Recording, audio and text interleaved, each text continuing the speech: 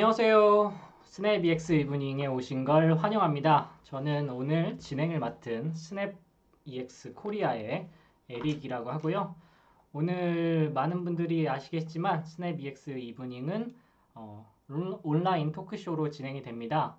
온라인 토크쇼에는 총 5분의 인플루언서들을 모셔놓고 앞으로 반감기를 앞둔 비트코인에 대해서 이야기를 진행해 보도록 하겠습니다.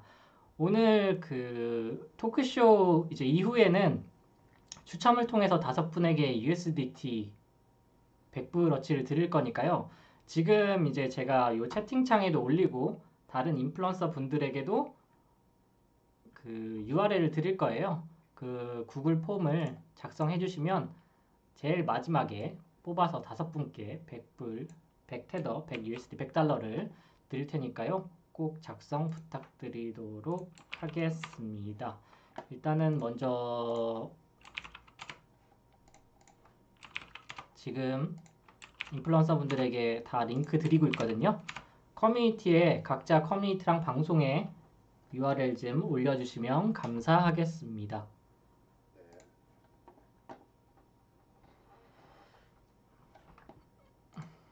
네, 그래서 오늘 뭐 스냅 이브닝 같은 경우에는 저희 스냅엑스 코리아에서 진행되는 정기 이벤트고요. 뭐 지난주 같은 경우에는 모의 거래 대회를 진행해서 1등께서는 에어팟, 무료 에어팟 프로 30만 원 넘죠. 32만 6천 원 정도 되는 거 받아가셨고 2등, 3등은 아마 200 USDD와 100 USDD를 받은 걸로 알고 계시고 뭐 이번 주는 온라인 토크쇼를 진행하고 다음 주 같은 경우에는 아직 결정이 안 되는데 뭐 모의 거래를 한 번 더 한다든가 AML을 한다든가 계속 진행될 예정이고요. 원래는 매주 수요일 날 진행이 됩니다. 다만 어제 같은 경우에 이제 총선이 있어서 그 관계로 오늘 목요일 진행을 하게 되었고요.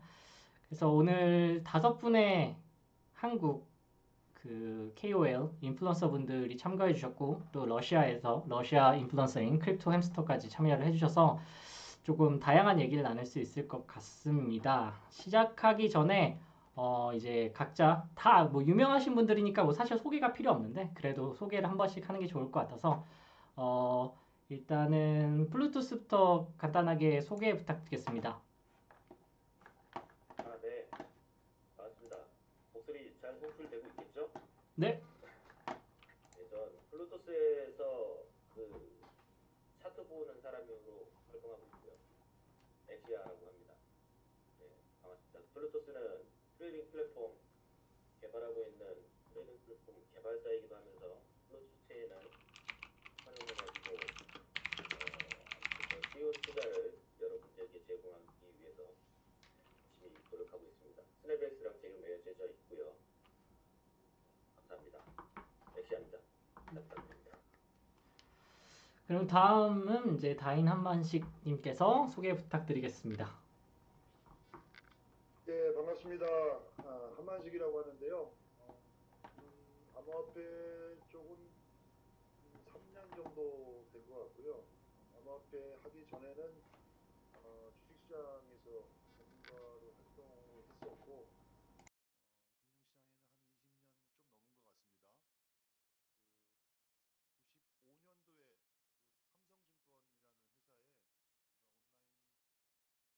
온라인 팀장으로 가서 뭐 홈페이지 만들고 트레이딩 시스템 만들고 온라인 주식거래 쪽을 하다가 주식시장에 입문했는데 암호화폐 한 지는 한 3년 정도 되고 있고요. 지금 유튜브로 활동을 하고 있고 암호화폐, 주식, 또 해외 선물 이런 쪽에 대한 투자 정보를 제공해드리고 있습니다.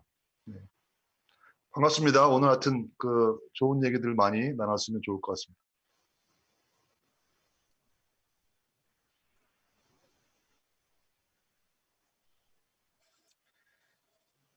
네, 안녕하세요. 반갑습니다. 스트리밍 캐즈입니다. 네. 암호화폐는 저도 이제 한 2017년부터 이제 접근을 해서 분석을 진행을 하고 있고요. 현재 이제 스냅엑스가 제어가 됐고 트레이딩부에서도 활동을 진행을 하고 있습니다. 네, 마찬가지로 뭐 투자 정보나 이런 거에 대해서 제공을 하고 있고요. 저도 뭐 잘 부탁드립니다.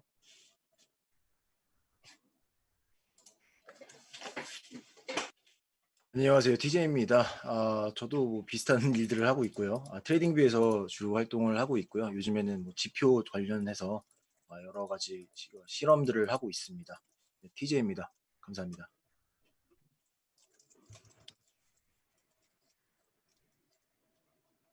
Yeah, thanks for having me. I'm CryptHamster.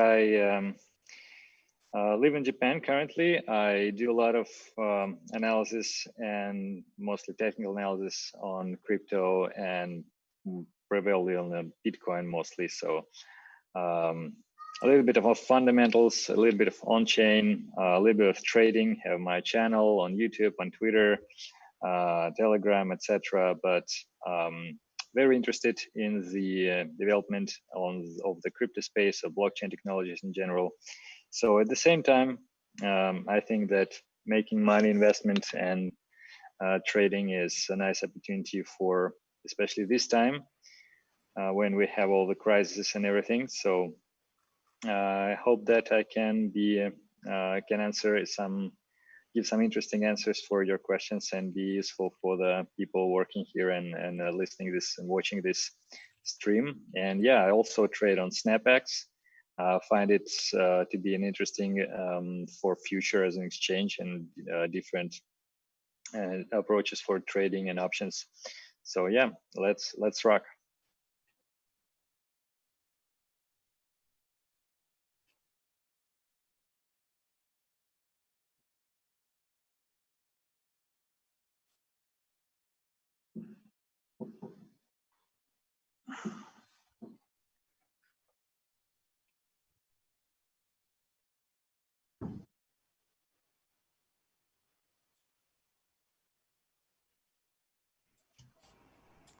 음소 걸렸네요. 그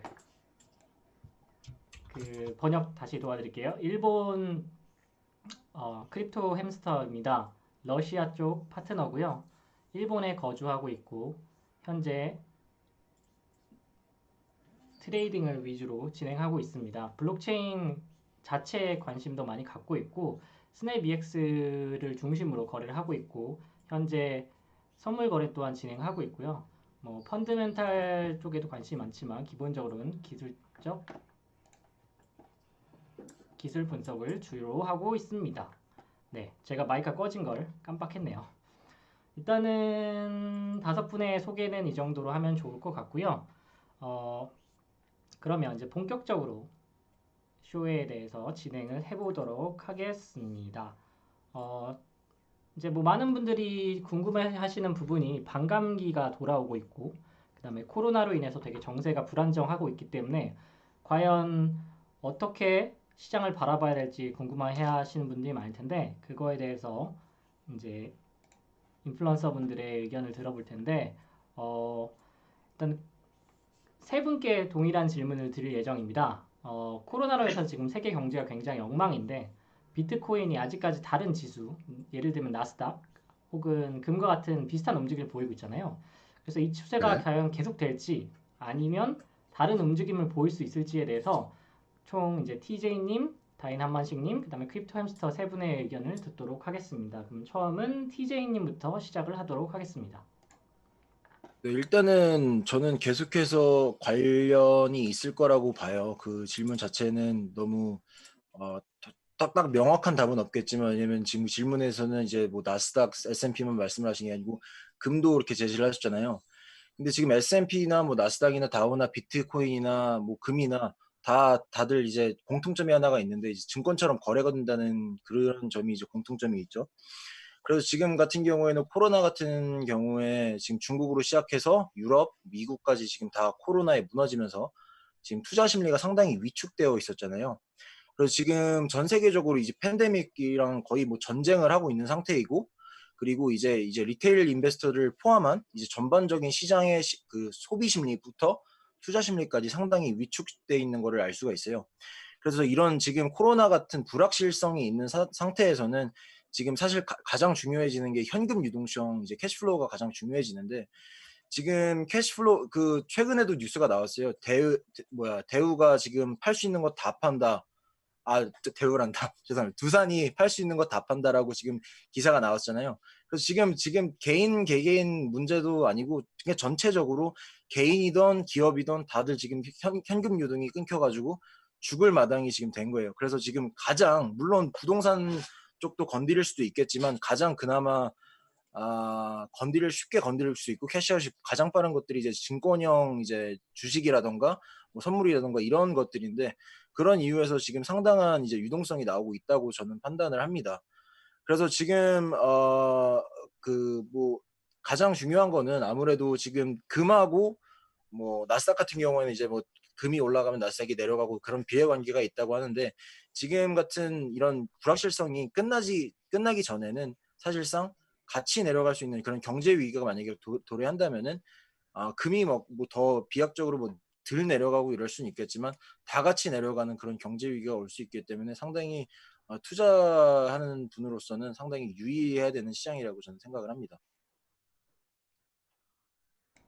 네, 뭐 당분간은 아무래도 경제 위기가 유지가 되고 그로 인해서 뭐 나머지 지수들과 당분간은 같이 갈 수 있다는 말씀이셨고요. 그러면 다음으로 이제 다인 한만식님의 의견을 들어보도록 하겠습니다.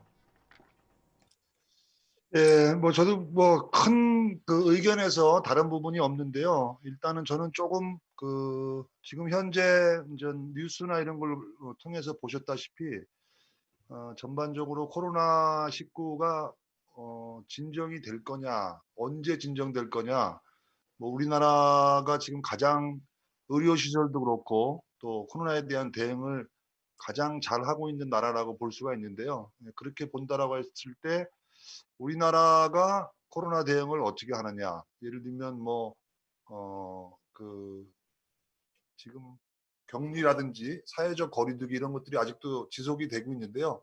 뭐 1, 2주 내로 4월 이제 중순이니까 1, 2주 내로 우리나라가 조금 그 변화가 일어나는지를 먼저 좀 봐야 될 것 같고요.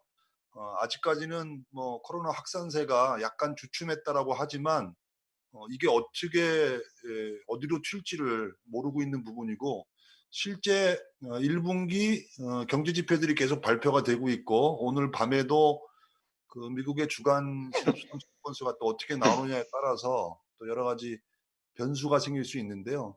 뭐 그렇게 본다라고 하게 되면 단기적으로는 비트코인의 움직임은 주식시장에 지금 뭐 나스닥이나 특히 S&P랑 거의 동일하게 움직인다라고 보셔도 될 것 같은데 반감기를 지나고 나면 또 반감기가 이제 5월 10일이니까요. 반감기 지나고 암호화폐에 대한 제도화가 2, 4분기 2월 달까지는 어느 정도 된다. 그리고 하반기부터는 제도화가 좀 완비된다라고 하게 되면 저는 따로 갈 수도 있겠다라는 그런 생각이 좀 있기 때문에 당장은 S&P랑 같이 가는 쪽으로 단기적으로는 가겠지만 반감기 이후에 제도화를 통해서 약간 금을 따라갈 수도 있겠다.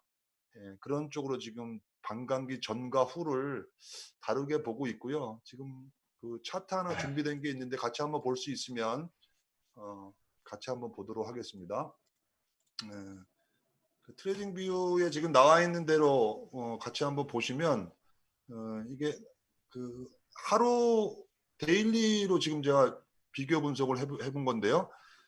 지금 위에 있는 맨 위에 게 금에 대한 금 선물 움직임이고 밑에 비트코인과 S&P 움직임이 거의 동일하게 지금 나타나고 있는데요.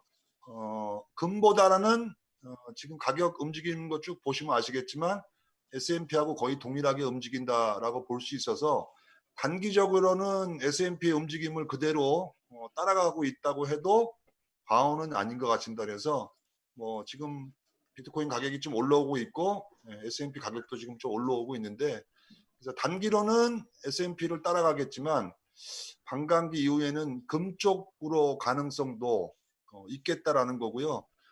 제도화를 통해서 신규에 대한 허용, 특히 일본 쪽에서 5월 달부터 뭐 신규 허용에 대한 그 신규 계좌가 좀 늘어나는지 이런 부분들을 좀 집중해서 좀 보셔서 신규 허용이 좀 된다. 제도화를 통해서 그렇다라고 하게 되면 금 쪽과 연동될 가능성도 있다. 이렇게 보고 있습니다.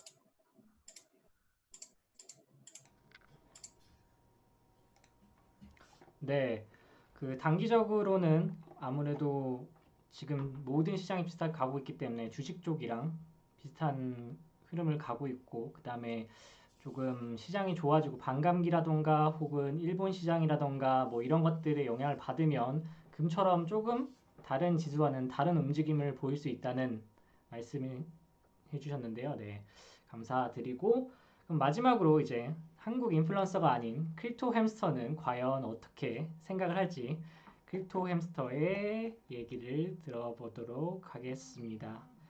So, Crypto Hamster, as you know, the Bitcoin move really similar to the S&P Right. and sometimes gold. Now, all I think is all the indies going similar recently. So, do you think it's continue? What is going to different in some points? I would actually add that it doesn't only moves with gold and S&P, but also with oil. Also, oil. Yeah. So I mean, you can, if you want, you can translate that. But I can continue. So 네, 지금 And other commodities. 제가 생각하기에는 나스닥이나 어떤 지수뿐만 아니라 오일하고도 같이 움직이는 것으로 보이고 있습니다. In fact, if you let me, I would like to show one picture and share it with the screen. Is it okay? Yeah. So, do you see it now? So this is, I tweeted this on February, some beginning of February. This is correlation between Bitcoin and S&P.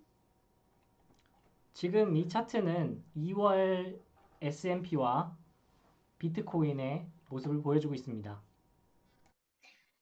And the point here is that every time when we see the correction on S&P here, you see many times, we see the same kind of correction on Bitcoin, although they are a little bit shifted in time.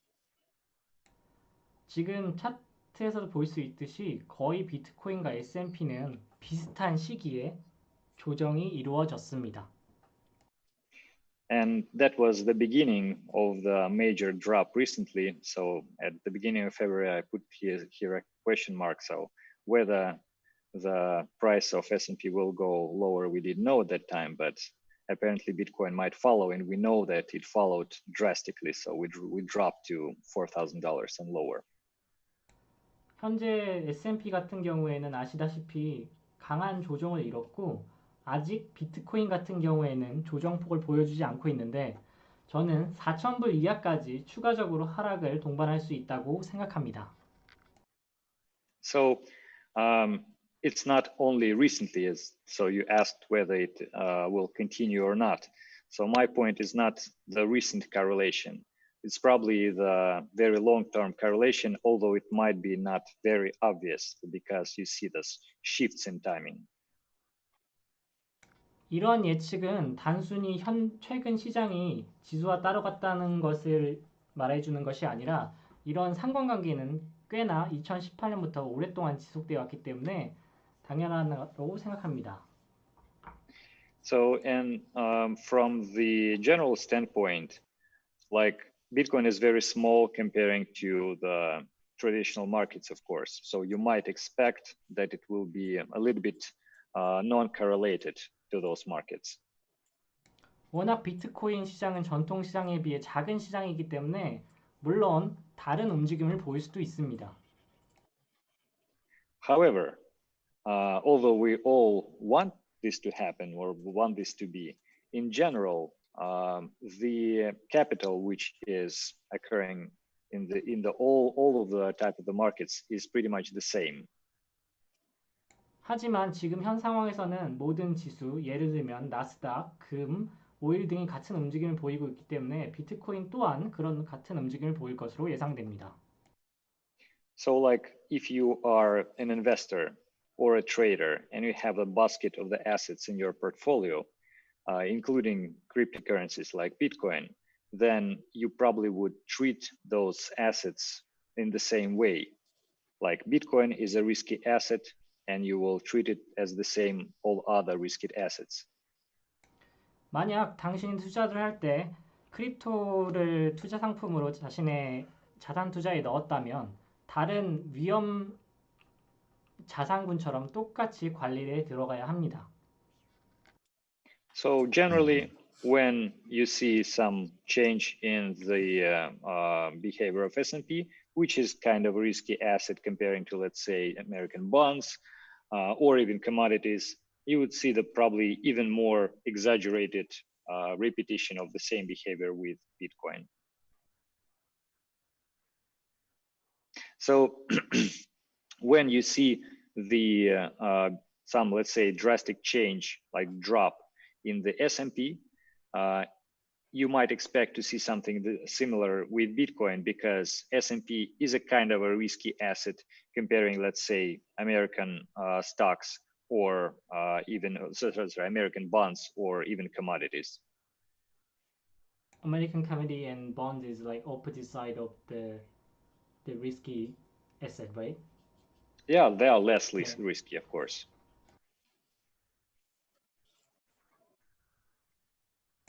채권과 다르게 S&P 500 지수 같은 경우도 위험 자산군에 들어가기 때문에 비트코인은 이렇게 S&P와 같은 위험 자산군처럼 동일하게 움직이게 되는 것 같습니다. Yeah, and like there are other examples. For example, recently Bitcoin and S&P, they're like very, very similar. So you see this chart. 현재 지금 또 다른 차트를 보고 계시면 굉장히 비슷한 모습을 보이는 걸 알 수 있습니다. And this is gold. 이거는 금과의 비트코인 비교 차트입니다. So I'm pretty sure that we will continue to see the same kind of correlation, especially if the crisis will evolve even deeper. 그래서 가격은 최종적으로는 S&P와 동일하게 지수를 따라갈 것 같습니다. On the other hand, in the very long term, if we are bullish on Bitcoin as the new financial markets and the new wave of economy, then probably it will be less and less correlated, but it's very long term. Thank you. 물론 비트코인을 새로운 자산의 유형으로 본다면 그 비트코인이 S&P와는 다른 모습을 보일 수 있겠지만 그것은 매우 긴 시점, 매우 긴 관점이 될 것이라고 생각합니다. 감사합니다. 네, 그래서 세 분의 일단 의견을 들었고요. 제가 지금 이거를 통역하면서 하려니까 조금 머리가 아프네요. 자, 그러면 일단 다음으로 넘어가도록 하겠습니다. 그 두 번째 질문 같은 경우에 이제 스트림 몽키님께서 답변을 해주실 건데요. 아무래도 네. 반감기가 한 달 정도 남았습니다. 그래서 반감기에 사실 이제 차트 분석을 할 때 제일 좋은 거는 뭐 차트 분석이 마찬가지지만 과거의 차트를 인용하는 건데요. 그래서 네. 과거의 반감기 차트와 비교해서 현재 차트가 어떤지 스트림 몽키님이 설명 부탁드리겠습니다. 잠시만요.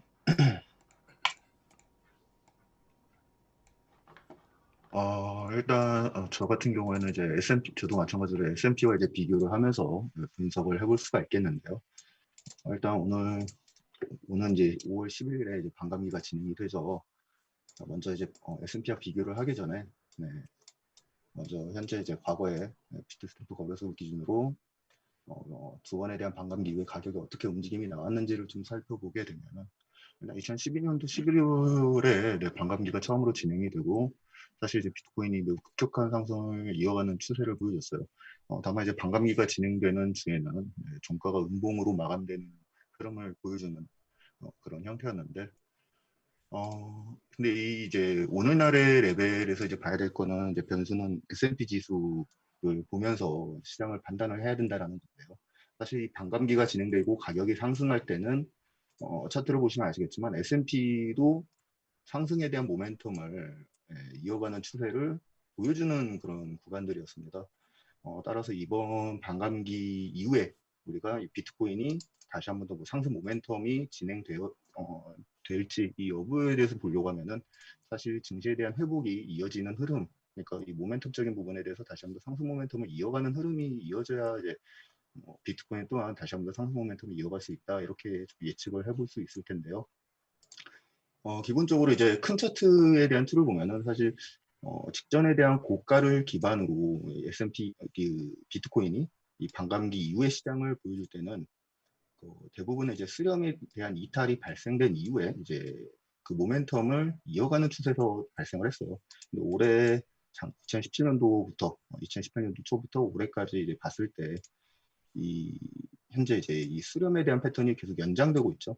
연장되고 있어서 이러한 연장 패턴에서 우리가 이제 이 추세적인 모멘텀, 그러니까 이 반감기 이후에 추가 상승을 기대하는 모멘텀을 트레이더들 입장에서 시장을 좀 바라봤을 때는 대부분 현재 진행 중인 저항선이나 또는 직전에 대한 매물대나 이러한 이탈되는 반향 이후에 추가적인 상승 모멘텀을 기대를 할 텐데 이러한 모멘텀이 발생하기 위해서는 증시에 대한 회복이 S&P에 대한 증시에 대한 회복이 진행이 되어야 우리가 이제 그 부분에 대해서 충분히 예측을 해볼 수 있다고 봐야 될 것 같고 사실 어떤 트레이더들 입장에서는 이제 디커플링이 돼서 비트코인이 이제 S&P와는 다른 방향, S&P가 아직까지 현재 이제 회복을 못해주고 정확하게 이제 회복이 되었다라고 말할 수 없는 시점에서 아직까지 뭐 하락이 될 수 있는 그런 가능성이 남아있는 시점에서 비트코인만 따로 움직임을 줄 수 있느냐 이 부분을 보기에는 뭐 마찬가지로 좀 어렵다라고 생각을 합니다.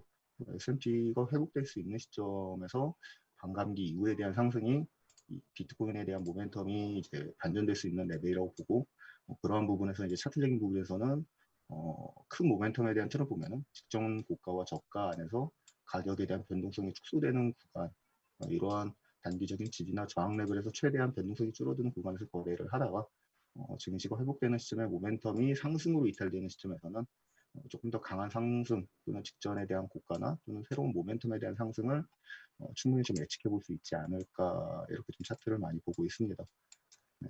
또한 그렇기 때문에 이제 저는 이 S&P가 상승 모멘텀을 다시 되찾을 때 비트코인이 이런 수렴 이탈되는 방향에서는 좀 가격이 좀 빠른 회복을 좀 보여주면서 새로운 좀 모멘텀에 대한 상승을 이어줄 가능성을 좀 열어두고 있다 이렇게 좀 보고 있어요. 그래서 차트는 비트코인만 보는 게 아니라 S&P에 대한 이 회복되는 흐름을 같이 보면서 반감기 이후에 대한 움직임을 단기적으로 예측하는 게 좀 좋지 않나 생각이 됩니다. 네, 저는 이렇게 좀 간단하게 좀 차트를 좀 많이 보고 있고요.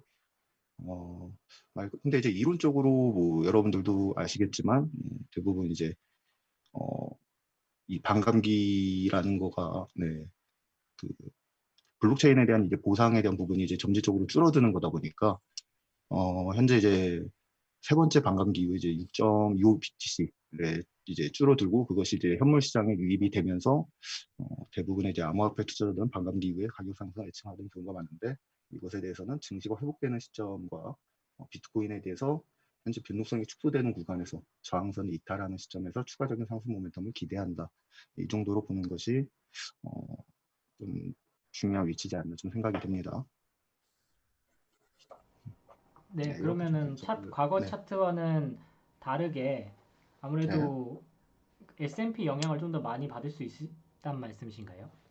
뭐 과거에서부터 계속 S&P에 대한 영향을 받았기 때문에 이제 중요한 거는 이제 S&P가 현재 올라가는 모멘텀이 사실 완벽한 100% 상승 모멘텀이라고 볼 수는 없잖아요. 그렇기 때문에 이 모멘텀에 대해서 우리가 S&P가 회복하는 시점, 지금 현재도 이제 회복을 하고 있는 시점이지만 이것이 이 투자 심리가 불안정한 구간인데 이러한 S&P가 회복을 하면서 다시 한번 더 상승 모멘텀에 대한 직전 고가, S&P에 대한 직전 고가를 돌파를 하거나 아니면 이거에 대한 현재 경제에 대한 이 투자 심리가 이제 악화가 되는 게 아니라 좀 완화가 되면서 횡보를 보여주거나 단기적인 상승 모멘텀을 계속 이어가려는 그런 모멘텀적인 추세가 보여질 때 이 비트코인에 대한 변동성이 줄어드는 시점에서 우리가 이제 차트로서 표기하는 뭐 저항선이나 이런 매물대에 대한 부분을 순차적으로 상승하는 단계에서 그 반감기 이후에 대한 상승은 조금 강한 상승에 대한 모멘텀을 이어갈 확률이 높다라고 보는 거죠.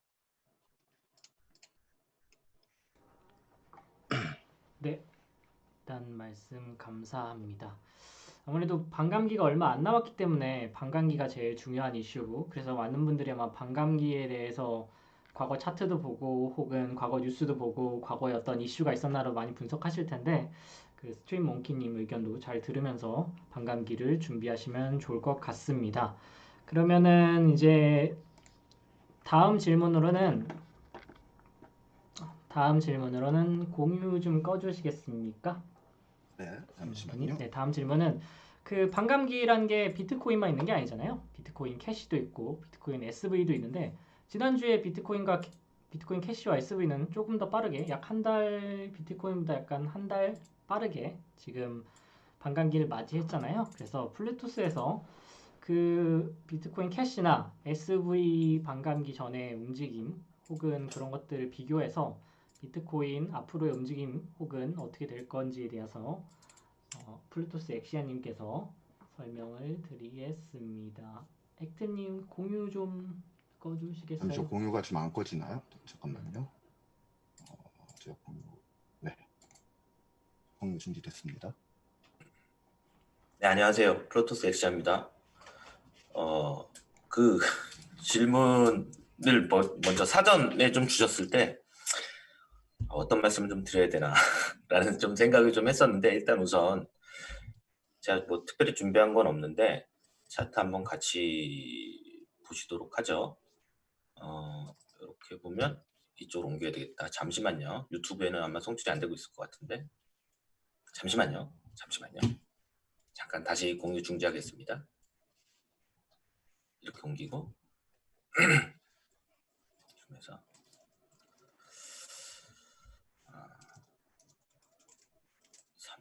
이렇게 하면은 아마 유튜브도 다 일단 비트코인 캐시랑 비트코인 사토시 비전은 4월 초, 그러니까 8일이랑 9일이었죠? 반감기가 이미 진행이 됐어요. 아마 반감기 지난 다음에는 뭐 한 일주일 정도밖에 시간이 안 지났으니까 그 이후 차트는 의미가 사실은 없고, 반감기 이전에 그러면은 과연 그 반감기의 영향을 사토시 비전 아니면 혹은 비트코인 캐시가 영향을 받았느냐, 이거를 좀 체크해 보는 게 맞는 것 같은데요. 우리가 흔히 이야기하는 반감기가 진행이 되면 반감기 이전에 오를 것이다 이런 이야기들이 많았잖아요. 그러니까 그러면은 과연 진짜 BCH가 비트코인은 지금 한 달 남았습니다. 그럼 비트코인 캐시가 반감기 전, 그러니까 3월 8일부터 아니 그냥 아주 단순하게 3월 8일부터 4월 8일에 이제 반감기가 진행이 됐는데 이 한 달 동안 어떻게 됐어? 요거 보자는 거 아닙니까? 사실 그렇죠? 그래서 한번 봅시다. 보자고요. 비트코인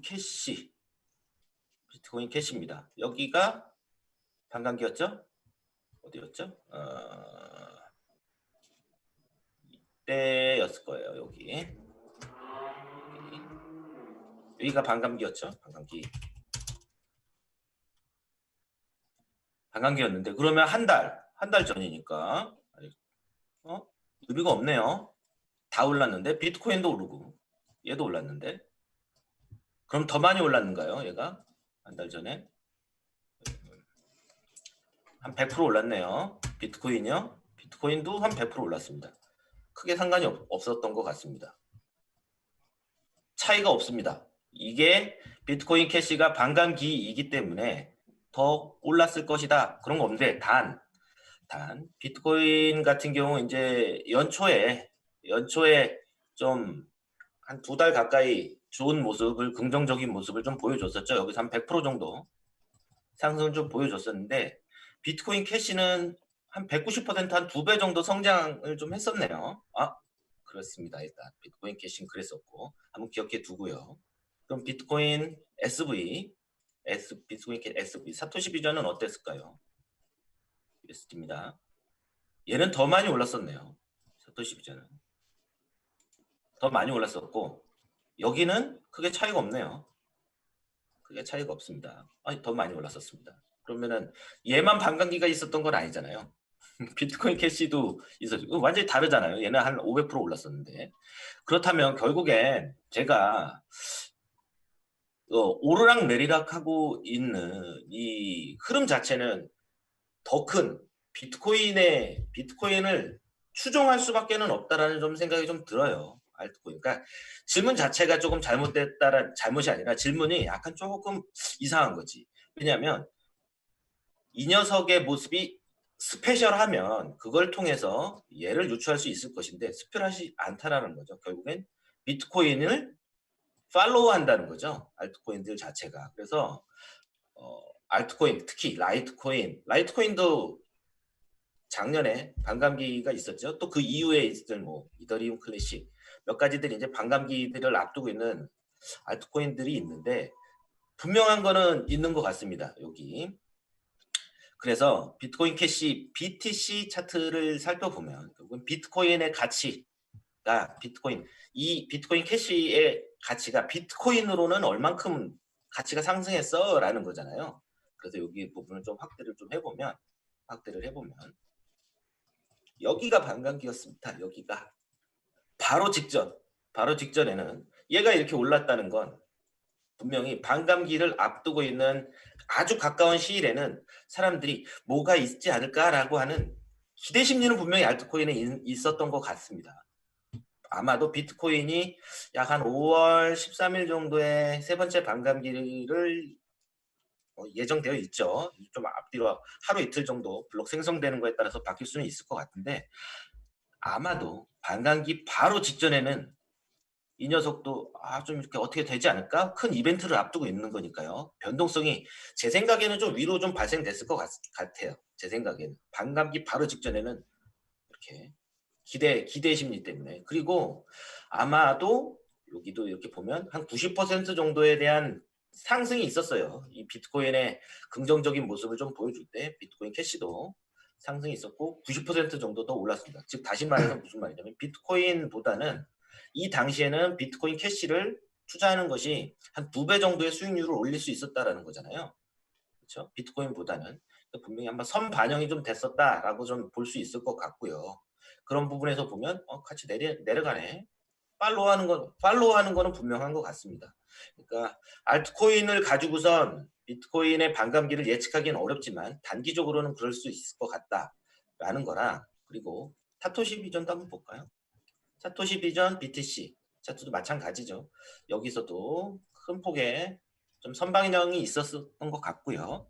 그리고 고점 이후에는 마찬가지로 하락을 같이 보여줬죠. 그러니까 비트코인이 떨어지면 알트코인도 어쩔 수 없다. 일단 알트코인도 어쩔 수 없다. 뭐 비트코인 페어 차트든 뭐든 그리고 반감기 직전에는 크게 움직이는 모습을 BSV도 보여줬거든요.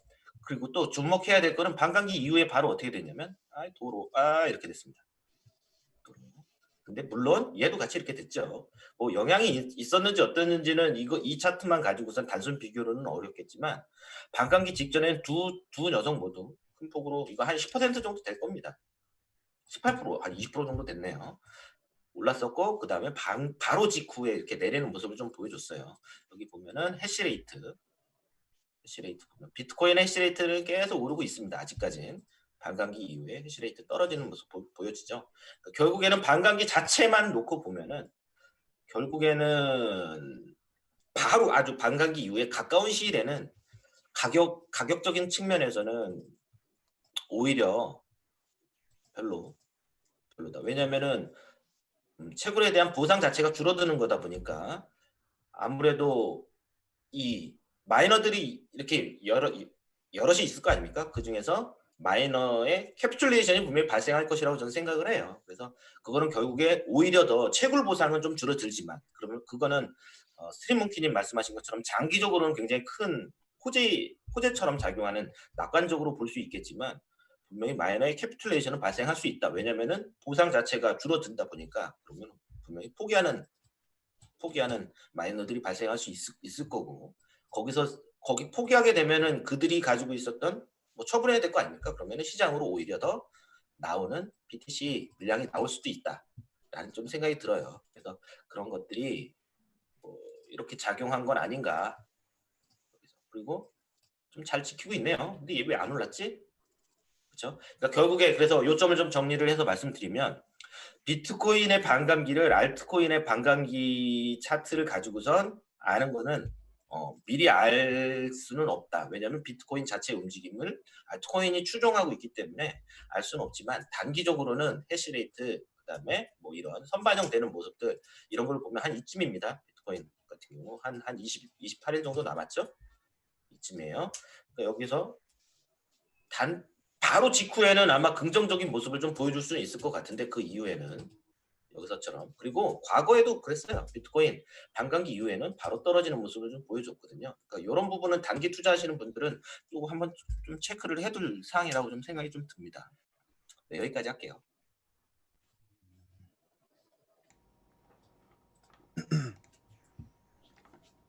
네, 지금 뭐 비트코인 반감기를 SV랑 그다음에 캐시에 빗대어서 말씀해 주셨는데 그 캐시와 비트코인 SV 같은 경우는 아무래도 그 비트코인이 횡보나 좋은 흐름을 유지했을 때는 뭐 반감기 전에도 큰 상승을 보이고 했지만 결국 가격이 종속이라고 해야 될까요? 아니면 흐름을 받을 수밖에 없는데 그렇게 따졌을 때는 아무래도 비트코인 또한 세계 정세에 지금 영향을 받고 있으니까 5월 전후에 세계 정세가 어떻게 되냐에 따라서 반감기 가격 액션도 나올 것 같다는 말씀이신 것 같습니다. 아무래도 그 반감기 다가오면 오르긴 하겠지만 그 당시에 이제 코로나라던가 아니면 이후 상황이 어떻게 진행되냐에 따라서 조금 가격이 어떻게 될지 주목해 봐야 될 것 같습니다. 그러면 이제 뭐 전반적인 비트코인에 대한 시황은 이렇게 정리를 하면 알 수 있을 것 같고요. 아무래도 여기 계신 분들이 차트 기반 위주로 활동하고 계시고 테크니컬 애널리시스의 강점을 가지신 분들이시다 보니까 그 투자자들 분들께서 투자를 하시는 데 있어서 트레이딩에 궁금한 점도 좀 답변을 해주시면 좋을 것 같아요. 그래서 이제 새로운 질문을 이제 질문 하나 드리면 이제 차트나 이제 매매를 볼 때 이제 각 인플루언서들마다 중요하게 생각하시는 부분이 다를 거라고 봅니다. 그러면 그게 어떤 걸 제일 중요하게 보시는지 그리고 그 이유는 뭔지에 대해서 이제 다인 한만식님과 그 다음에 크립토 햄스터에게 여쭤보도록 하겠습니다. 그러면 먼저 다인 한만식님이 하시기 전에 그 지금 저희가 생방송 관련해서 추첨하고 있거든요. 그 인플루언서 분들 방송에 가셔도 보실 수 있고 저희 방송 지금 채팅창에도 있으니까요. 꼭 작성을 해주세요. 왜냐면 5분 드리는 거여서 확률이 꽤 높습니다. 꽤 높기 때문에 잘 해주시면 방송 말미에 추첨을 통해서 100분에게 드리도록 하겠습니다. 그러면 질문에 대한 답변을 다인 한만식님부터 들어보도록 하겠습니다. 예, 일단 그 매매할 때 뭐를 가장 중점적으로 보냐라는 질문인데요. 제가 이제 그 암호화폐 쪽 그 유튜버 활동을 하면서 뭐 강연회도 많이 하고 오프라인을 통해서도 많은 투자자분들하고도 접해봤는데 이제 그 많은 분들이 암호화폐에 투자하실 때 사실은 묻지마 투자라고 우리가 얘기하죠. 아무것도 모르고 누가 옆에서 비트코인 가지고 돈을 벌었다더라 라는 그런 얘기만 듣고서 아무 지식이 없이 이 시장에 들어와서 그냥 뭐 존버하고 있으면 수익 날 때까지 그냥 버티고 있는 뭐 이런 아주 그 캄캄한 투자를 하고 계셨는데요. 많은 분들이 투자에 대한 기본적인 지식이 없었다라는 게 가장 큰 문제라고 좀 보여지고 있고요. 일단 저는 이 암호화폐가 이제 결국은 올 하반기부터 내년 뭐 이 제도화가 돼서 결국은 금융 자산 시장으로 들어오기 때문에 예, 매매할 때 가장 중요한 거는 금융시장 전반적인 동향을 체크하는 게 가장 중요하다. 이렇게 먼저 말씀드리고 싶은데요. 화면을 잠깐 공유해 드리면 예, 제가 뭐 방송에서도 뭐 이 얘기는 뭐 자주 해드리고 있는데 전체 그 기존의 금융시장의 동향들을 자주 보는 그런 화면들을 많이 보여드립니다. 예를 든다면 S&P라든지 나스닥이라든지 그 다음에 뭐 유로화, 그 다음에 골드, 크루드 오일. 그래서 전체 기존의 상품 시장에 이런 그 시장이 어떤 형식으로 지금 움직이고 있고 제도화가 되려고 하는 비트코인이 저런 금융시장의 데이터와 어떤 연관성이 있느냐. 그래서 이 부분 전체 금융시장의 동향을 먼저 체크하시라. 뭐 숲을 보고 나무를 본다 이런 투자 경험이 있다시피요. 전체 금융시장 동향을 먼저 주시해서 보시라라는 말씀을 좀 드리고 싶고요. 두 번째, 비트코인 안쪽으로 좀 들어가게 되면 여기서 뭐 앞에서도 우리가 다뤘지만 S&P하고 상당수 연관이 있다라고 지금 얘기를 하고 있는데 지난 이 코로나 사태가 발생하기 전에 2월 달에 S&P 선물 지수인데요. S&P 선물이 3,400대에서 2,174까지 떨어졌다가 지금 50% 부근 정도까지 반등이 나왔었죠. 지난주 50%대, 뭐 나스닥은 뭐 60% 이상 거의 회복이 되는 모습이었는데 S&P 같은 경우에는 이제 50% 회복을 보이고 어제부터 지금 약간 빠져서 다시 하락으로 가냐 안 가냐 이 기로에 서 있는 모습인데요. 오늘 뭐 잠시 이제 9시 반에 주간 실업수당 청구 건수가 발표가 있을 텐데 여기서 추세적으로 아래쪽으로 좀 하락이 나올 거냐 이 부분하고 이 S&P의 흐름 이거와 지금 전 그 비트코인의 움직임을 같이 한번 본다라고 하게 되면 S&P가 저렇게 50% 구간을 회복하고 있는데 마찬가지로 그러면 달러 베이스 차트로 지금 본다라고 하게 되면 달러 베이스로 비트코인도 마찬가지죠. 지난번에 1,400달러에서 4,000달러까지 떨어지고 50% 구간 회복이 있었습니다. 그러고 난 다음에 오늘 뭐 약간 급등락 변동이 있었었는데 오늘 38.2%까지 빠졌다가 또 일정 반등이 나와서 38.2%, 50% 구간에서 왔다 갔다 하는데 지금 S&P가 코로나 사태 때문에 다시 뭐 38.2%든 23.6% 밑으로 떨어질 수 있다라고 지금 저는 열어놓고 있기 때문에요. 그렇다라고 하게 되면 비트코인도 추가적으로 아까 크립토 햄스터도 한 뭐 4,000불 얘기를 하고 있는데 4,000불까지는 모르겠지만 어쨌든 뭐 한 5,000 초반 정도까지 떨어질 수 있는 가능성을 좀 열어두고 시기적으로 예전에 반감기 때 한번 시세를 줄 거냐 반감기 전에 그렇지 않다라고 하게 되면 반감기 이후로 봤으면 좋을 것 같고요. 차트로 보는 거 피보나치를 주로 많이 보고 피보나치 차트 보조 지표로는 그다음에 시간적으로는 차트를 뭐 주봉 일봉도 보지만 특별히 자주 보는 거 잘 보는 거 매매에 있어서 4시간 차트에 200일 이평선을 뭐 기준으로 잡아가지고 매매를 많이 하고 있다라는 말씀을 좀 드리고 싶고요. 4시간 차트에 200이평선의 각도를 가지고 많이 매매를 합니다. 200이평선의 각도가 우상향 쪽으로 되냐 아니면 하락 쪽이냐. 그래서 역배열 상태에다가 지금은 박스권 수렴을 일정 뭐 1, 2주 정도면 끝날 걸로 좀 보여지고 있는데요. 4월 말 5월 초 정배열로 좀 바뀐다. 4시간 차트 기준으로 정배열로 바뀐다라고 하게 되면 트레이딩을 지금 시작할까 그렇게 생각하고 있고 3월 12일 급락 전부터 지금은 현금 100%를 가지고 있기 때문에요. 중요하게 보는 부분들은 그런 몇 가지 지표를 가지고 트레이딩 하고 있다라고 말씀드리고 싶고 다시 한번 정리해드리면 전체 금융시장의 동향을 먼저 본다라는 거고요. 가장 중점적으로 보는 거는 4시간 차트의 202평선의 기울기, 각도, 정배열 상태이냐 이 부분을 보면서 매매 타이밍을 잡는다라고 정리해드리겠습니다.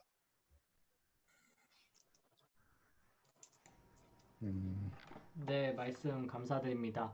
아무래도 뭐 아닌 분도 계시겠지만 암호화폐 시장에 사실 첫 투자인 경우가 많잖아요. 그래서 아무리 그렇다 보니까 다양한 금융시장에 대한 이해라든가 다른 시장의 이해라든가 시스템에 대해 이해가 부족한 상태에서 투자를 진행했을 경우에는 요즘같이 요즘이 아니죠. 지금까지 비트코인이 S&P와 이렇게 밀접한 연관이 지었던 것처럼 그런 거 잘 모르고 투자했을 때는 굉장히 큰 리스크를 안는 것과 같다는 말씀이셨고요. 그다음에 차트적으로는 아무래도 그 많이들 쓰시는 이평선이죠. 이평선 제일 중점적으로 이평선 그리고 피보나치 그리고 자세하게 아주 그 4시간 200이평선을 보고 매매를 하시고 계시다는 아주 자세한 사례까지 알려줘서 많은 도움이 될 것 같습니다. 그러면은 아주 동일한 질문으로 또 러시아 그 KOL 인플루언서인 크립토 햄스터의 의견을 들어보도록 하겠습니다.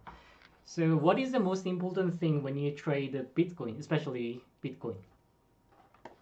So there is one certain indicator which gives you 99, maybe 99.5% positive signals on the trades of Bitcoin.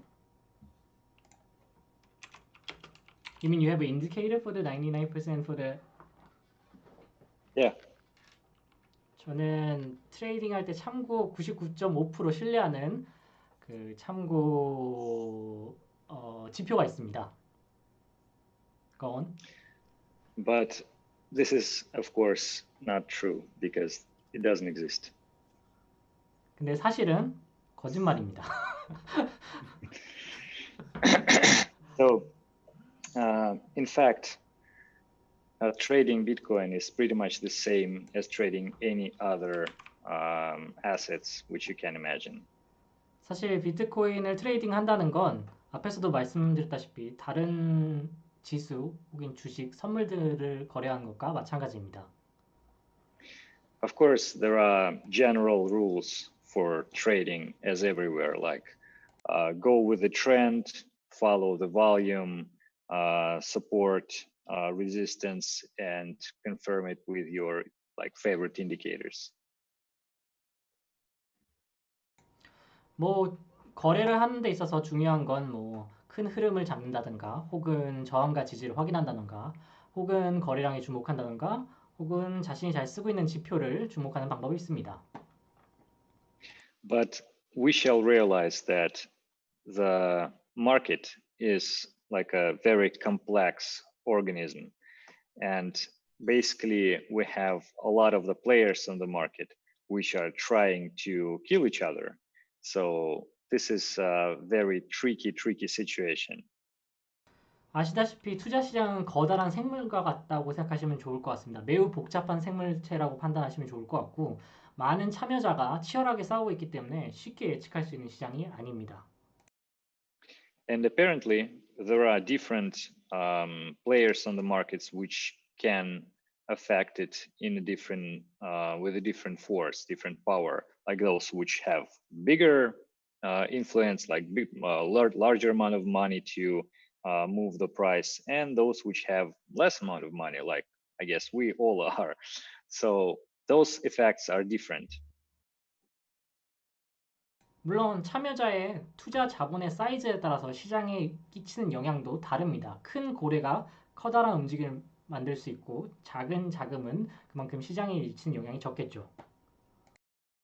And this is even more important on the low liquidity markets, like those which we are dealing with in crypto, Bitcoin in particular. It's still very low liquidity comparing to traditional assets. 앞에서도 설명했다시피 비트코인은 아직까지나 굉장히 작은 시장입니다. 그렇기 때문에 이런 가격 고래의 움직임에 더 심하게 영향을 받을 수밖에 없습니다. So when we are dealing with the major swings or like a global moves of the price of Bitcoin, then we shall keep in mind that the market, such a low liquidity market especially, is mostly driven by the huge players who would want to buy low and sell high and manipulate the rest of the market so that the rest of the market would believe that the market goes opposite way. 메이저 알트나 비트코인 같이 큰 코인이라고 할지라도 사실상 앞에 말씀드렸다시피 암호화폐는 워낙 작은 시장이기 때문에 어떤 큰 자금에 의해서 더 출렁될 수 있습니다. 그 점을 항상 잊지 말으셔야 됩니다. So in that way, when you look at the price, which I try to do, I try to think as I'm a big investor or a very huge player in the market, and I try to see like whether I would want to use, let's say, this certain time or this certain area of the price to accumulate in order to sell it higher, or I want to sell at this price in order to buy lower, and play my trades accordingly. 그렇기 때문에 저는 사전에 매매를 진행하기 전에 정확한 시점과 가격에 대해서 타겟팅을 하고 투자를 진행하게 됩니다. And this is actually supported by the many examples on even lower time frames when you look at the, let's say, intraday trading, when price is going, let's say, a certain way, there is a specific trend, but suddenly we have the squeeze one way or another, which basically collects the liquidity of the participants of the trades opposite to the trend, and then the price returns back. 저는 이런 트레이드 방식을 매우 작은 프레임에서 예를 들어서 스캘핑을 할 때도 사용합니다. 짧은 스퀴즈 안에서도 타겟과 시간을 명확하게 진입하여서 최대한의 리스크를 줄이려고 노력합니다. So concluding all that, I would say that what I try to do is I try to avoid the situation when my trades are easily manipulated. And of course, it's better to do it with higher time frames. And second thing is I try to somehow implement the classical approach of the like trading technical analysis on the trading Bitcoin, but at the same time keep in mind the way of how I would do that in order to make some other small players give me money on the market. 그렇기 때문에 저는 항상 이렇게 크게 시장에 시장이 큰 영향을 받을 수 있는 상황에서는 더욱더 조심스럽게 매매를 진행하고 있고 이런 상황에서 다른 작은 플레이어는 어떻게 투자를 할지 항상 같이 고려하고 있습니다. Yeah, so and of course, like those classical rules like support levels, resistance levels, they always work. Volume is very reasonable, like when you have the significant change in the volume during a sudden change in the price. All of that is applicable like with all the other assets with Bitcoin as well. 네, 물론 아까 앞에서 말씀드렸던 트렌드 저항, 볼륨, 인디케이터는 저도 항상 중요하게 생각하고 투자하실 때 반드시 참조해야 되는 상황인 건 다름이 없습니다. But in any case, there is no magical indicator. So trading both traditional assets and Bitcoin as well is a kind of an art. So we have to look at very huge number of the factors, not only the, let's say, technical analysis of Bitcoin, but also, as we just talked about it, the correlation with other assets, the global perspective, the long-term perspective as well. So it's very complicated, but yeah, it's not that easy, and you need to look at many things. I hope that I answered. 네, 물론 앞에서 말씀드렸다시피 많은 지표라든가 자료를 볼 수 있겠지만 사실 뭐 한 가지 자료로 인해서 확실한 매매를 할 수 없습니다. 앞에 다인 한만식 님이 말씀하신 것처럼 그런 자료도 중요하지만 전체 시장을 관람할 수 있는 시각이 더 필요하다고 생각합니다. 짠. Yeah, thank you. 네.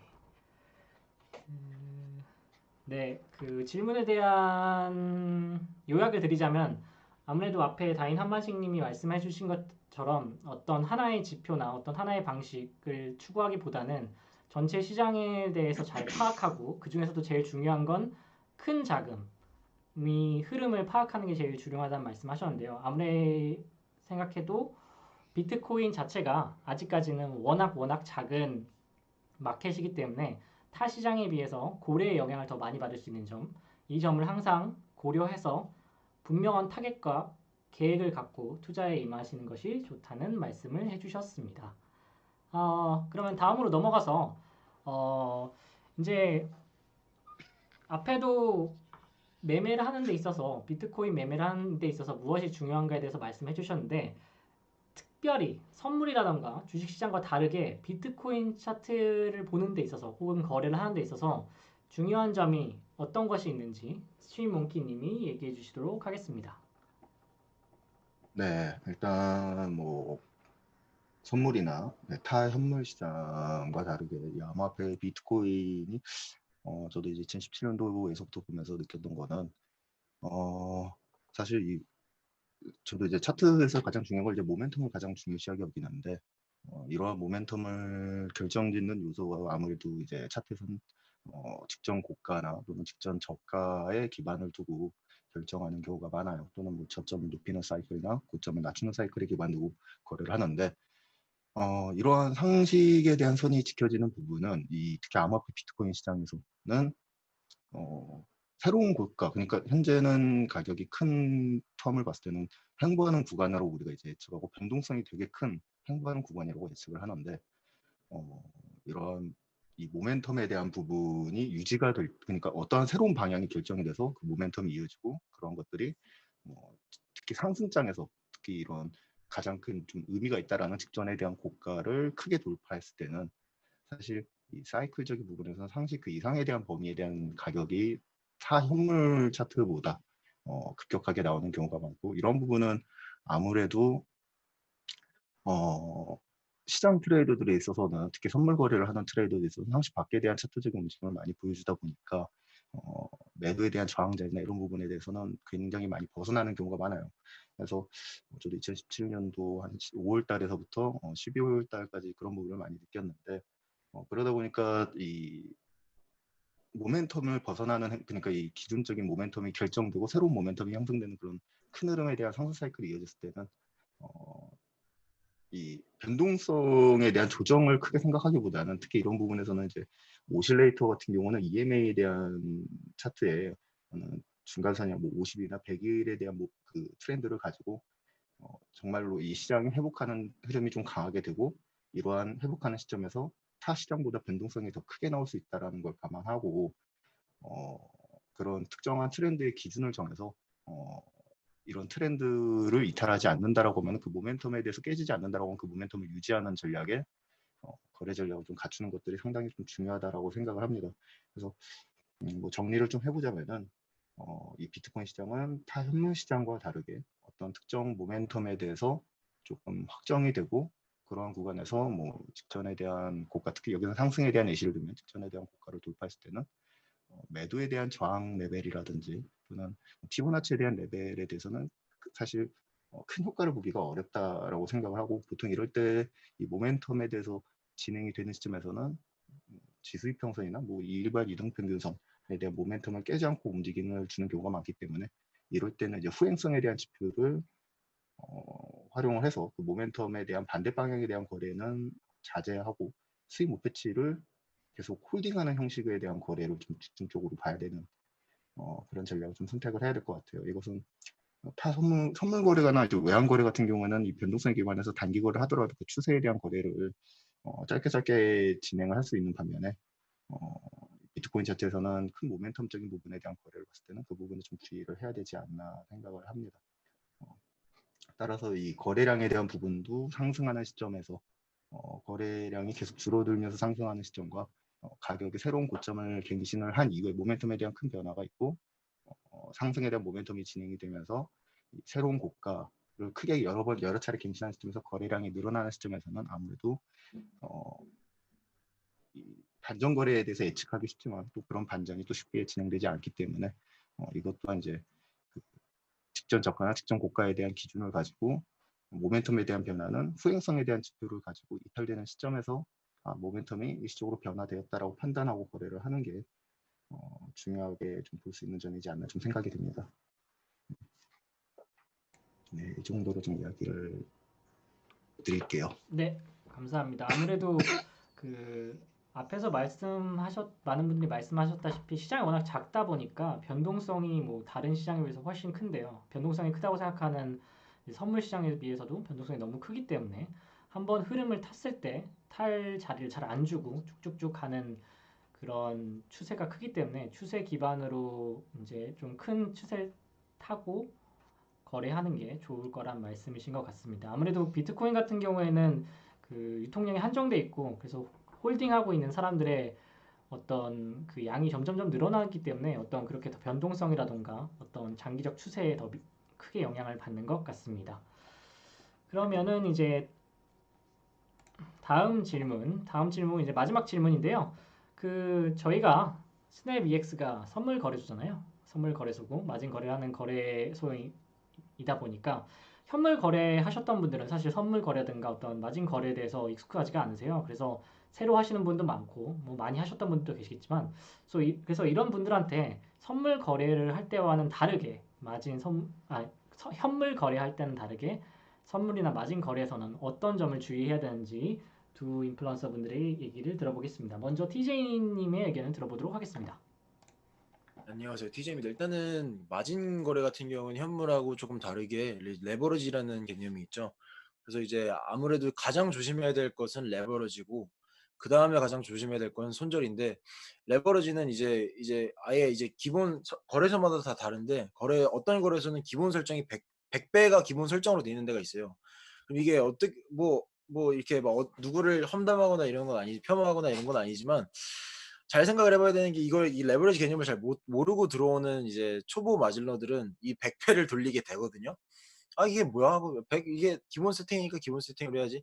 약간 요런 마인드가 있는데 100배를 돌린다는 거는 그만큼 쉽게 돈을 잃을 수 있다는 것이고 현물과는 다르게 예를 들어서 비트코인이 1,000만 원 하는 게 500만 원이 됐어. 500만 원이 사라졌네? 이 정도로만 생각을 할 수도 있겠지만 마진에서는 청산이라는 리퀴데이션 개념까지 있기 때문에 내가 들고 들어간 돈이 한 번에 다 없어질 수도 있는 그런 무서운 어떻게 보면은 더 큰 판이거든요.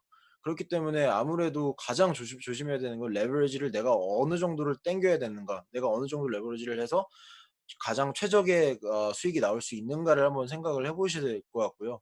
그냥 무턱대고 남들은 다 100배 돌리니까라고 들어가시면 거의 필패하실 처음에는 조금 이기실 수도 있겠지만 결국에는 청산이라는 개념 때문에 0으로 수렴하는 아주 마법을 보실 수 있을 거예요.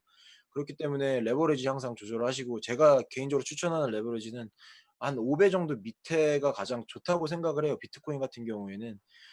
그래서 그런 것도 있고 그리고 가장 또 주요적으로 절대 잊으면 안 되는 게 손절이라는 개념인데 아까도 말씀을 드렸다시피 이제 청산이라는 개념이 있기 때문에 손절을 놓치면은 정말 이 손목을 자르지 않으면은 팔이 하나 다 날아가는 것도 아니고 목이 날아가는 그런 상황이 올 수 있기 때문에 상당히 손절에 대해서 좀 더 경각심을 갖고 내가 어떤 전략을 짰으면은 그 전략대로 굴복하고 나와야 되는 게 마진의 세계라고 저는 생각을 합니다. 그냥 현물에서 20% 물렸네. 이거 어떡하냐? 야 이거 좀만 더 물 타가지고 한 며칠만 더 보자라고 하다가 날아갈 수 있는 게 그 마진이기 때문에 항상 그 레버리지 조절 잘하시고 손절 무조건 잊지 마시고 익절 로스 무조건 거시고 수익이 난다라고 하더라도 익절 로스 무조건 거시고 손실이 나고 있다고 하더라도 손절 로스 무조건 지키시면서 트레이딩을 하셔야 그나마 승산이 있지 않을까라고 저는 생각을 합니다. 네, 아무래도 선물 같은 경우는 레버리지라든가 좀 더 큰 수익을 얻을 수 있는 반면 또 더 큰 손실을 볼 수 있기 때문에 손절, 타겟팅 뭐 이런 게 더 중요하다는 말씀 해주셨습니다. 리스크 관리가 굉장히 중요하다는 말씀 DJ님께서 해주셨습니다. 그러면 블루투스 엑시아님께서 또 같은 질문에 대한 대답 부탁드리겠습니다. 네. 지금 이 질문의 그 요점은 그리고 또 이 질문을 가지고서 좀 어느 정도 좀 도움이 될 거라고 좀 생각하는 사람들은 아마도 그 거래에 대한 경험이 많지 않은 분들일 것 같아요. 완전히 다른 성향인 거죠. 현물 같은 경우는 한 방향이고 또 그리고 지금 우리가 스냅EX에서 거래소도 마찬가지로 지금 선물 거래소 같은 경우는 양방향이잖아요. 그러다 보니까 현물 거래는 그야말로 그 자기가 투자하고 있는 투자 종목의 가치에 대한 가치 상승이 나에 대한 수익으로 직결된다라는 거죠. 한 방향으로. 하지만 마진 거래 그리고 마진 거래, 선물 거래 같은 경우는 양방향이라는 장점이 있지만 한편으로는 그 가치보다는 완벽한 트레이딩에 대한 개념으로 좀 접근하는 게 맞을 거예요. 그러니까 쉽게 말하면 존버라는 것은 통하지 않을 겁니다. 물론 존버라는 존버라는 그 생각을 좀 다르게 다 생각하실 수는 있겠지만 완벽한 트레이딩에 대한 개념으로 좀 접근이 좀 필요하다라는 말씀으로 먼저 우선 드리고 싶고, 그 말씀은 어떤 거냐면 한 끗 차이라는 거죠. 결국엔 내가 생각하고 판단해서 결정한 어떠한 행동이 그 이유에 대해서 예측을 통해서, 그리고 위냐 아래냐라는 걸 결국은 맞춰야 되는 상황인 거잖아요. 그 한 끗 차이라는 건 결국은 도박이랑 다르지 않죠.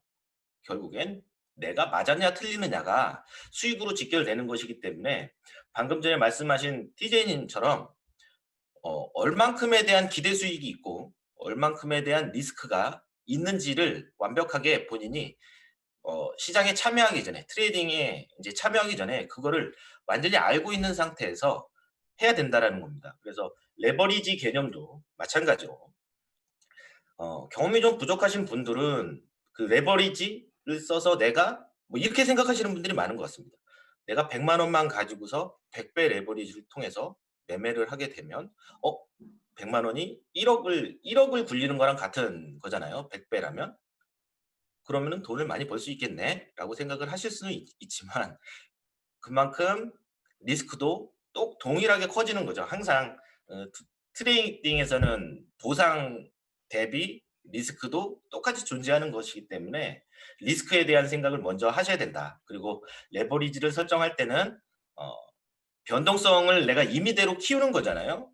그냥 현물 거래소 같은 경우에서 1%가 움직이면은 1%의 변동성이지만 그 1%를 내가 10배로 키울 것이냐 아니면 뭐 몇 배로 키울 것이냐가 레버리지에 대한 개념이기 때문에 아마 비트코인처럼 변동성이 막 요동치는 경우들이 많이 있잖아요. 지금 오늘 같은 경우도 뭐 한 번에 6,400불 정도에서 7,100불 정도까지 올랐잖아요. 그러니까 그만큼씩 변동성이 갑자기 커지는 경우들이 있단 말입니다. 그렇기 때문에 그 변동성을 내가 얼만큼의 레버리지를 통해 가지고선 리스크를 관리를 하고 그거에 대한 기대 수익을 얻을 수 있는 그런 플랜을 짜느냐, 이렇게 좀 마인드를 완벽한 트레이딩에 대한 마인드로 전환하지 않으면은 아마 TJ님도 말씀하신 손절과 익절에 대한 익절 스탑 거는 거 뭐 이런 것들도 아마 같은 의미라고 좀 생각이 드는데, 그렇게 하지 않으면은 아마도 이 선물 거래에서는 성공하기 힘들 것이라고 좀 생각이 들어요. 결국에는 누적 수익을 계속 만들어가는 과정을 해야 되기 때문에 리스크 관리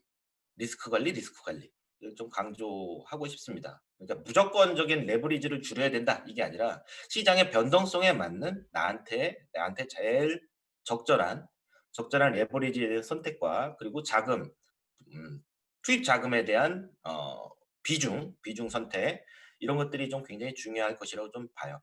아마 거래하시는 분들 막 보면은 주변에서 수익 마진 거래로 뭐 하락장에서도 수익을 냈네 뭐 해가지고선 1비트 가지고선 얼마를 불렸네라고 하는 거에 현혹돼서 마진 트레이딩에 입문하신 분들도 굉장히 많을 거라고 좀 생각이 드는데 이런 사람들은 그런 데서 밖에다가 얘기 안 합니다.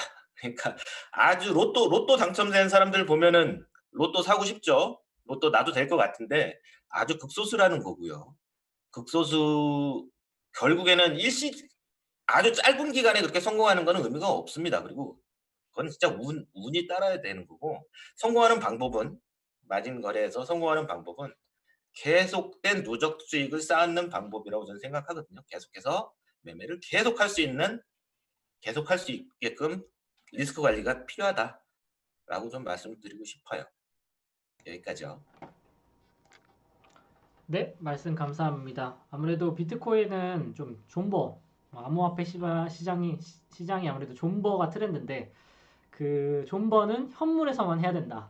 마진에서 존버하면 큰일 난다는 말씀이 핵심인 것 같아요. 그리고 마진 같은 경우에는 뭐 너무 롱텀으로 전략을 짠다기보다는 변동성에 대응하기 위해서 짧게 이렇게 대응하시는 게 좋다는 말씀이신 것 같습니다. 그러면 이제 여기까지가 지금 인플루언서 분들과 저희 스냅엑스가 준비했던 컨텐츠는 전부고요. 이제 기다리셨던 이제 추첨을 들어갈 건데요. 지금 다 신청을 하셨나요?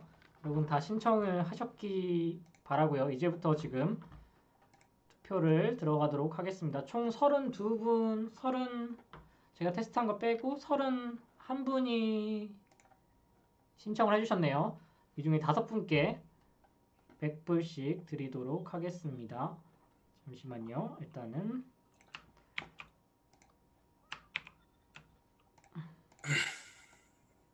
과연 어느 분의 시청자께서 제일 많이 타갈지 이거 제 화면 공유를 한번 해보겠습니다. 이거를 여기 공유를 하고 잠시만요. 혹시 잘들 보이시나요? 아이고 이게 아니고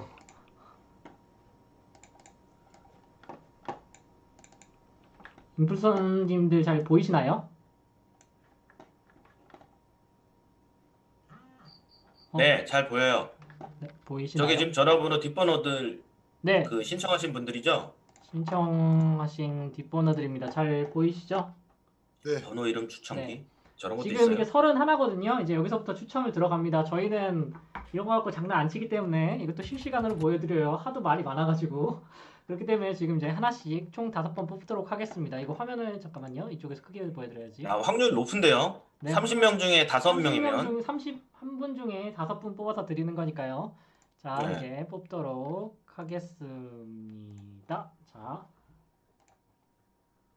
3726 첫 번째 3726. 받으실 분 3726이고요. 축하드립니다. 자, 이제 두 번째 뽑겠습니다.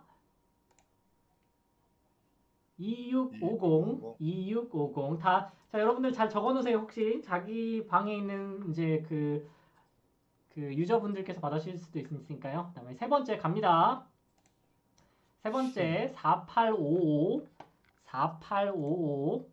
세 번째 당첨자분 4855. 그다음에 이제 네 번째 당첨자분 가겠습니다. 네 번째 당첨자 이거 뭐 음악이랑 뭐 이런 거 같이 2153. 해야 되는 거 아니에요? 액션 두구두구두구 이런 거? 뿌리지 마시고요. 2153이고요. 이제 마지막 밍밍해 이렇게. 마지막 누구 마지막 한 분 뽑도록 하겠습니다. 마지막 한 분은 4684번입니다. 4684. 자, 3726 2650 4855 2153 4684번입니다. 여기다가 제가 저희 공식 커뮤니티에 번호만 쓰고 이쪽 아이고. 지금 저희 본방송- 시청하시는 분들 중엔 당첨된 분이 없는 것 같은데 다시 하면 안 돼요? 네, 안 됩니다. 자, 이제 저희가 지금 유튜브 채널에 올렸고요. 저희 커뮤니티 채널에도 번호만 올렸고, 지금 방송 보신 분들은 이 방송이 아마 녹화가 돼서 각 인플루언서 분들 채널에 올라갈 거고, 저희 채널에도 올라갈 예정이니까요. 확인 다시 해보면 될 것 같고요. 중지하고, 이제 요거 빼고, 네. 지금까지 시청해주셔서 감사하고요. 저희 오늘은 스냅 EX 이브닝 저희 수요일마다 이거 비슷한 이제 이벤트나 정기 행사가 진행될 예정이고요. 뭐 오늘은 이렇게 인플루언서 네 분과 한국 인플루언서 분 네 분과 한 분의 러시아 인플루언서 분까지 같이 참여해서 간단한 토크쇼를 진행해 봤습니다. 뭐 스냅 EX 이브닝에 관한 제안이나 뭐 이런 거 했으면 좋겠다. 이런 건 언제든지 환영이니까요. 저희 커뮤니티나 혹시 이메일이나 아니면 인플루언서 분들에게 뭐 문의해 주셔도 좋을 것 같고, 그러면 좋을 것 같습니다. 저희는 항상 수요일, 오늘은 목요일이지만 항상 수요일에 찾아뵈니까요. 커뮤니티도 놀러 오시고 그러면 좋을 것 같습니다. 그러면 오늘 방송 여기까지 하고요. 참여하신 인플루언서 분들에게는 다시 한번 감사하다는 말씀 드리겠습니다. 수고하셨습니다. 네, 수고 많으셨습니다. 수고 많으셨습니다. 수고하셨습니다. 안녕. 네, 고맙습니다. 수고하셨습니다.